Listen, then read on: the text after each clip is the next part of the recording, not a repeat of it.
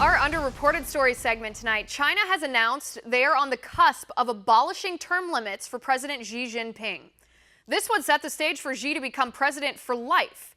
This is the biggest story the mainstream media is ignoring this week. For years, liberals have touted China's hybrid of central planning while embracing a more capitalistic economy as something of a roadmap for the West.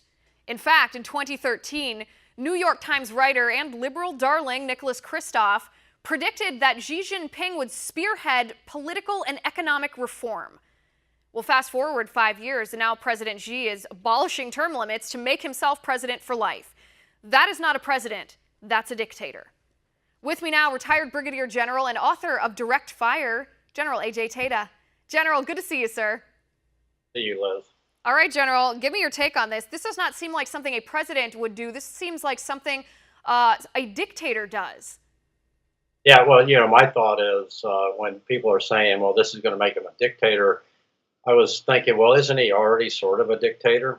And, what happens here, you've got the free world pressing against the gates of China, which has really been a totalitarian regime, save, a few of these elections that they put on where somebody gets 100% of the vote kind of thing. And what they're doing is they're trying to repress the society. They're trying to block their economy from our free markets, but they want to sell all their stuff to us. And so they want to restrict our access to the economies.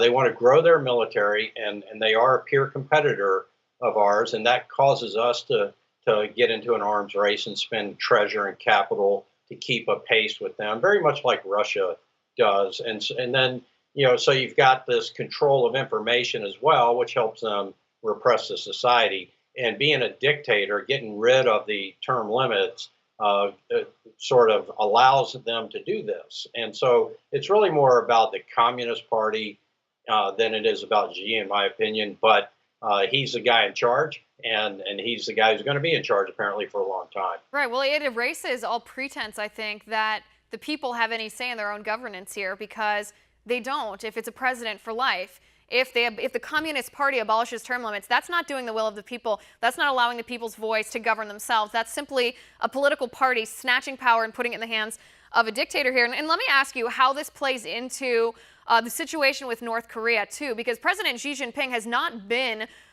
willing or interested in pressuring the North Korean regime, Kim Jong-un, to stop his nuclear program.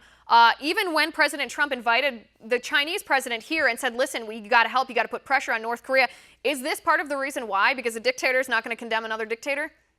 Yeah, well, no, I think it's all part of, this is age-old competition of states, Liz. This is what this is.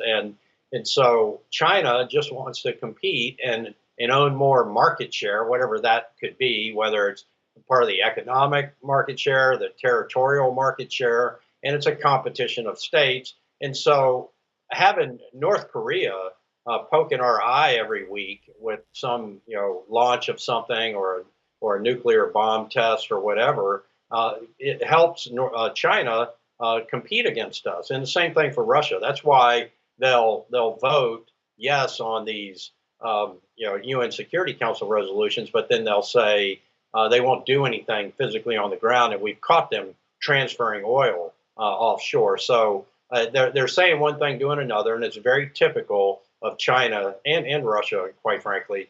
But we're talking about China here, and this is just competition of states, and this is what they. Right, it is. But let me ask you, how does President Trump negotiate with China going forward then? Because when President Trump invited the Chinese president to Mar-a-Lago several months ago, it almost seemed like he accepted him as sort of a peer, a leader-to-leader type meeting. But if you're dealing with a president turned dictator who's grabbing power and establishing himself as the president for life, abolishing term limits to do so at the behest of a communist party, how does that impact President Trump's negotiations on trade, which he's called out China for cheating on trade before? How does it impact his negotiations on, I guess, military things such as the South China Sea, not even taking into account the North Koreans for a moment? Yeah, Liz, in preparation for this segment, I reread portions of the national security strategy that the administration just put out in December. And they make it very clear that they see China as a threat, that they're a peer competitor, that they're competing with the United States, that they're not fair on trade. And so I don't think the president really has to change too much his tack here. Maybe he gets a little more forceful. The thing hanging in the balance, you got two or three things, in my view, hanging in the balance, and that is North Korea, and whatever nominal cooperation we can get out of them is better than no cooperation. And then we do have a large portion of our economy that relies on the Chinese economy. And so those two things really have to be treated gingerly but forcefully. And this does not help. For President Trump and team, this is not a helpful move from our standpoint, and it may be helpful from China's standpoint, but they're just drawing a line in the sand in Right. my. Right, and in the big picture sense here, it's funny to me that the mainstream media is ignoring this when you would think the president of one of our peer nations, like you said, grabbing power, basically establishing himself as a dictator, that should be one of the biggest stories of the week. And they're ignoring this because they've actually praised China for how they do that hybrid of central planning with their capitalistic economy. This is what happens when you give government too much power. This is what happens. And liberals, I don't think, want to admit that. General Tata, thanks for coming on the show, sir. I appreciate your analysis.